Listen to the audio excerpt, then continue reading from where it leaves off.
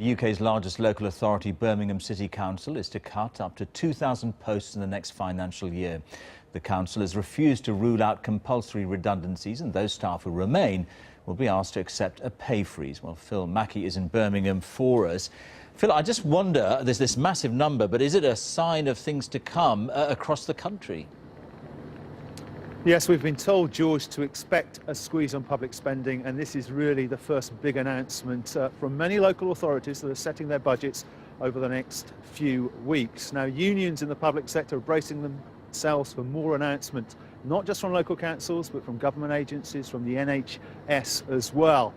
The council here says that its duty is really to deliver its services as efficiently as possible, and they've achieved that by keeping council tax rises down to a minimum level, 1.9% next year, less than the rate of inflation. But they do hope to make those job cuts in the first year through voluntary redundancies, early retirement, job share, part-time working, that kind of thing. In fact, the only people who's guaranteed to keep their jobs are teachers and social workers. There will be cuts in other areas. But as you say, really bad news for the public sector. And this is the document that sets out the council's 5-year plan. It makes very grim reading. Really what we're seeing is the start of a process for anybody working in local government over the next few years. Their jobs are really going to be very much at risk. George. All right, Phil, thank you.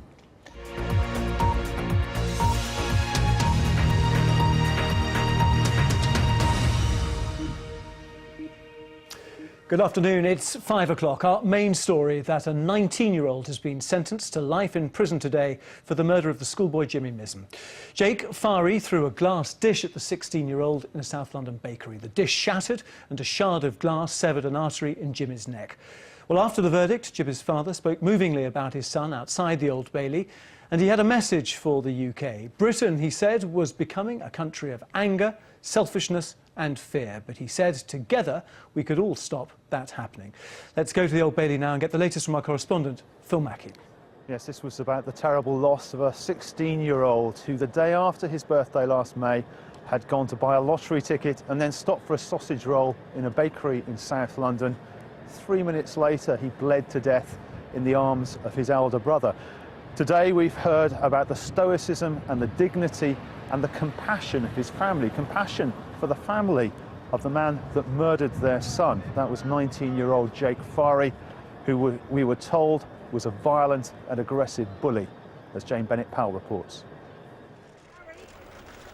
Jimmy Mizen's family emerged from the Old Bailey after the 2-week trial and the unanimous verdict. Jimmy's parents there, right, really consistently after the murder as well. And this picture emerging of Jake Fari, really a polar opposite from that of his victim. A truly unpleasant young man, and the jury were aware of that common assault conviction against him, which was from a couple of years ago, when he'd slapped and spat at a young girl outside a restaurant near South London, where he lived. They were unaware that he'd also got convictions for robbery and burglary, and that whilst he was still at school, there had been numerous occasions when there had been reports that he'd been violent and aggressive and bullied other young children. One of them was Harry Mizen, of course, and that's what led to the argument when Harry and Jimmy entered that baker's shop in Lee in South London last year. We talked then about the dignity of Margaret Mizen and Barry Mizen, not just today but throughout the trial, and when the verdict was read out earlier on, they applauded. Then there were tears, there were hugs, and they came out and they've spoken very eloquently, I think, again. Breaking the law inside their cab, for instance, if they're on a mobile phone or they don't have their seatbelts on. Well, the problem in the past has been that officers can't see inside the cab, which is, of course, much higher off the ground than the average police vehicle. But now West Midlands Police have come up with the solution, as Phil Mackey reports. The latest weapon in road safety.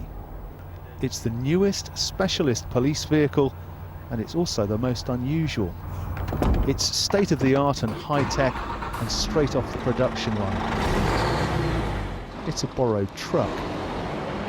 The Central Motorway Patrol Group has an officer who used to drive heavy goods vehicles, and they're using him to catch out careless lorry drivers. The truck gives us that elevated position where we can see straight in the cab, which is something we don't normally have the benefit of when we're driving a patrol car. And if anyone's up to no good, they film them for evidence. After just 10 minutes on the motorway, they spot someone on the phone. So we're just going to get up alongside him now.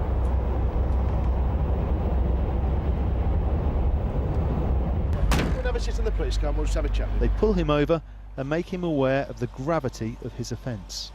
Well, this is the driver that we just saw on his phone whilst he was coming along the motorway. Now, he faces a 3-point endorsement on his licence and a £60 fine, but he works for a very large, well-known haulage company, and they could take their own sanctions against him, and the Road Traffic Commissioner for the region could take away his HGV licence.